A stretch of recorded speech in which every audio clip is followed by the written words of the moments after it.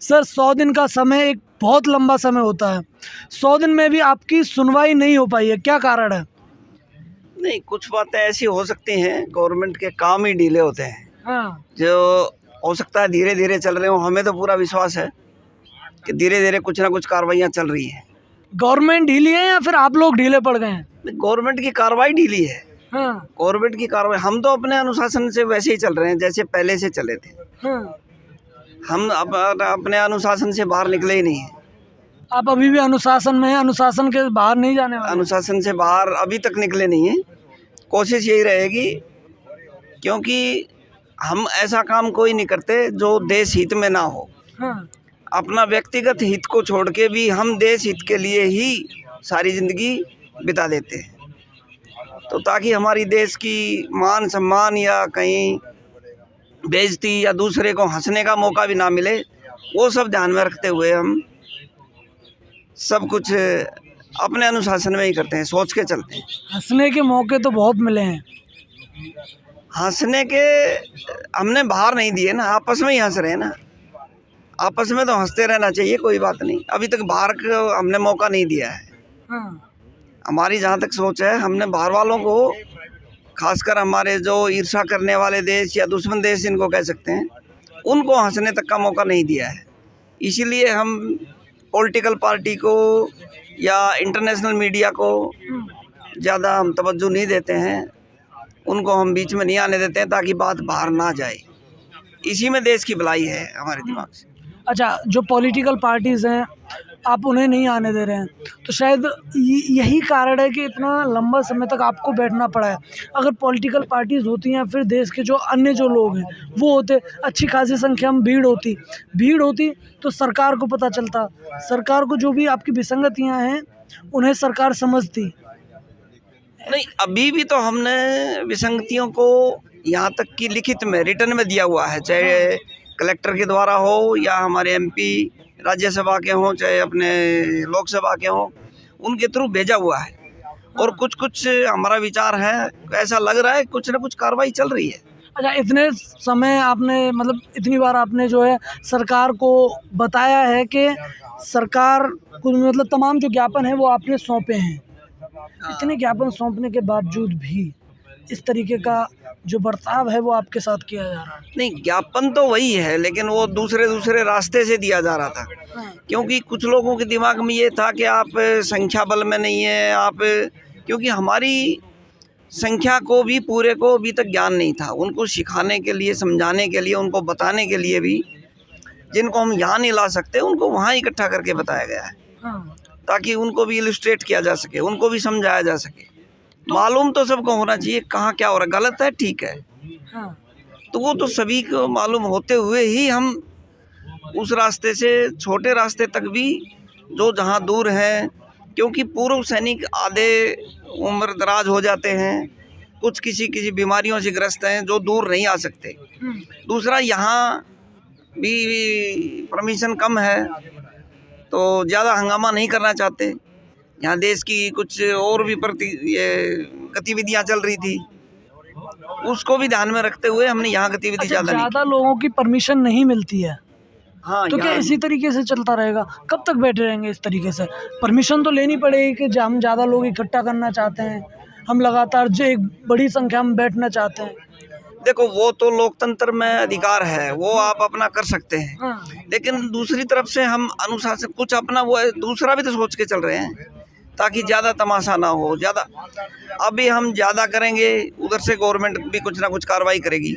वही बेल्ट वाले नीचे हैं, वही बेल्ट वाले हम हैं, चाहे हम रिटायर्ड हों, तो हम आपस में भी वही मजदूर किसान के बच्चे वो हैं, मजदूर किसान के बच्चे हम हैं। सभी शहरों के नहीं है, वही गाँवों से लेकर ही, वो भी भाईचारा है, आपस में भी टक्कर ना हो और गवर्नमेंट को भी हम समझा पाएँ, यानी हम लाठी भी ना टूटे और अपना काम भी हो जाए, वो उस तरह से चल रहे हैं। और वो गवर्नमेंट में काम चल रहा है, जहाँ तक हमें विश्वास है।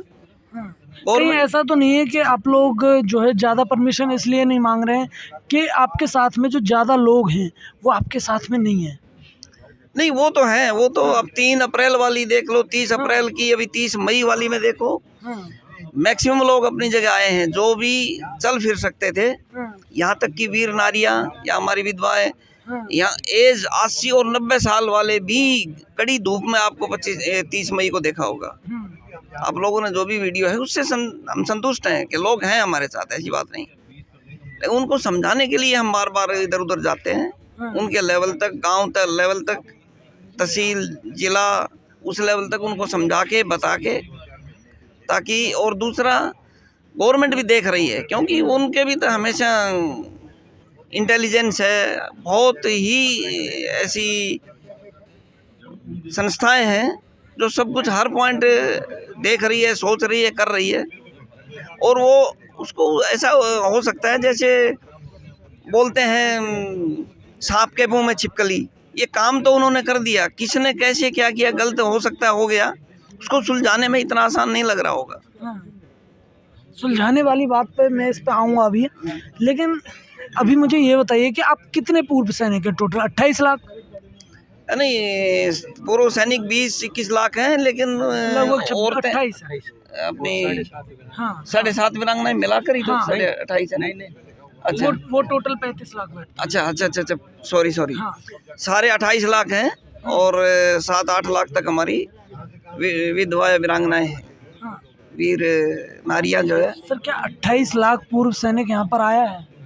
नहीं, यहाँ पर लाने की भी जरूरत नहीं थी ना। 28 लाख पूर्व सैनिक आपके साथ जुड़ा हुआ है, उसमें से कुछ तो 70-80 से ऊपर के एज हैं, जिनको हम लाना भी नहीं चाहते। हाँ। हम ज्यादा औरतों को भी, बूढ़ी चलिए औरतें, ठीक है, ठीक है, 70-80 से ऊपर वालों को नहीं लाना चाहते हैं हम, उसमें से एक मोटा अमाउंट, मतलब जो नंबर है वो घटा देते हैं, 20 लाख ले लेते हैं, है ना। 70-80 वाले हमने हटा दिए, 20 लाख के 20 लाख पूर्व सैनिक आपके साथ हैं? हाँ, सभी साथ हैं। जिनको ज्ञान नहीं था उनको हम अभी बताते जा रहे हैं। जब भी हम छोटे लेवल पे, गांव लेवल पे, कस्बा लेवल पे जाते हैं तो उनको जब पता चल रहा है तो सभी साथ आ रहे हैं। सब 20 लाख में से 2000 पूर्व सैनिक भी लगातार यहाँ पर 5 दिन भी नहीं बैठे हैं? नहीं, यहाँ तो जानबूझ के ही काल नहीं हो रहा है, क्योंकि पहले से गतिविधियाँ ज्यादा थी। हाँ, शुरू 20 को भी आए थे और परसों भी आए थे, बल्कि उस दिन तो हमने मंगला साहब गुरुद्वारे में रखना पड़ा था। मैं भी खुद यहीं था, लेकिन आगे पीछे करके करके, क्योंकि यहाँ धारा 144 थी, अनुशासन, वो भी तो ध्यान रखना पड़ता है ना। हम शुरू से अनुशासन में रहे हैं, तो अभी भी हम उस अनुशासन को भी तोड़ना नहीं चाहते। अनुशासन को तोड़ना नहीं चाहते हैं, भीड़ इकट्ठा नहीं करना चाहते हैं। हम भीड़ की जहाँ जरूरत पड़ती है वहाँ कर रहे हैं, यहाँ जरूरत नहीं है इसलिए नहीं कर रहे हैं। ऐसे तो बिखरी बिखरी भीड़ हो गई ना।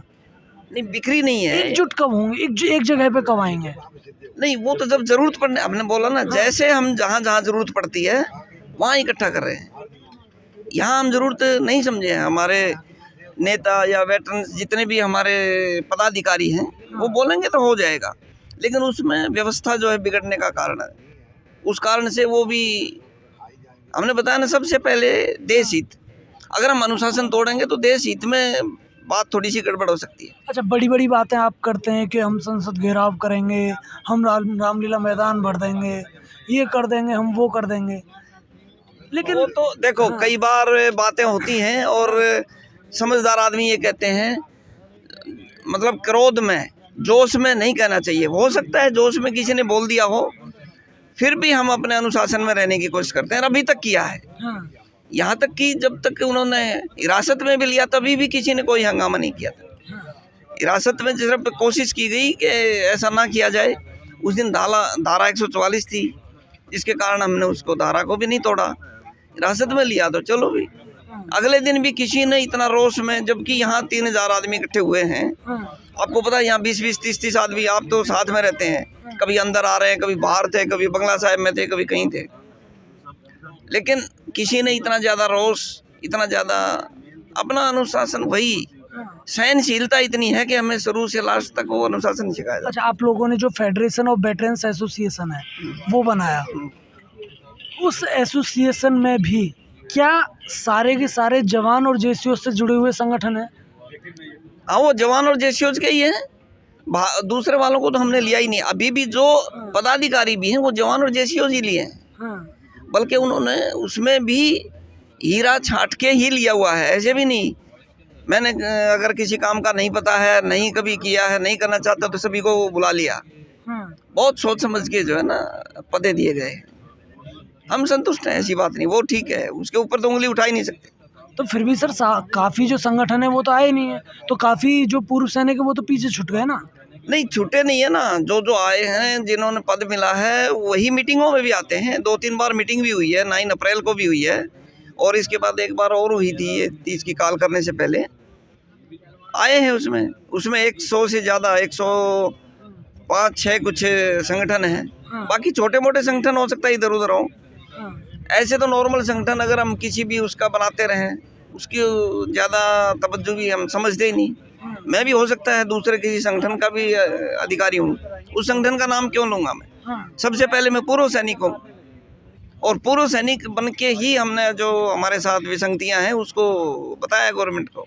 अच्छा, मेरा एक आखिरी सवाल है, कितना टाइम और लगेगा सरकार को? नहीं, सरकार में विश्वास ऐसा है, कुछ चल रहा है। ये तो कार्रवाइयाँ हमेशा, पहले भी हम सोचते थे कोई भी कमेटी ऐसी नहीं जो 3 महीने के अंदर रिपोर्ट देती हो। 3-4 महीने, और ये है फाइनेंशियल देखना, बहुत कुछ गणित का हिसाब है, तो हो सकता है उसमें थोड़ा टाइम ज़्यादा भी लग रहा हो। जहाँ तक समय का सवाल है, उसमें तो गवर्नमेंट के अंदर ही है, वो ज़्यादा बता सकते हैं, लेकिन हम ऐसा विश्वास करके चल रहे हैं, कुछ ना कुछ कार्रवाई चल रही है जिसमें टाइम तो लग ही जाता है। प्रधानमंत्री मोदी ने राजस्थान में अपने भाषण में बोला है कि मैंने OROP दिया, 65,000 करोड़ रुपए मैंने पूर्व सैनिकों को दिए। इस पर क्या कहेंगे आप?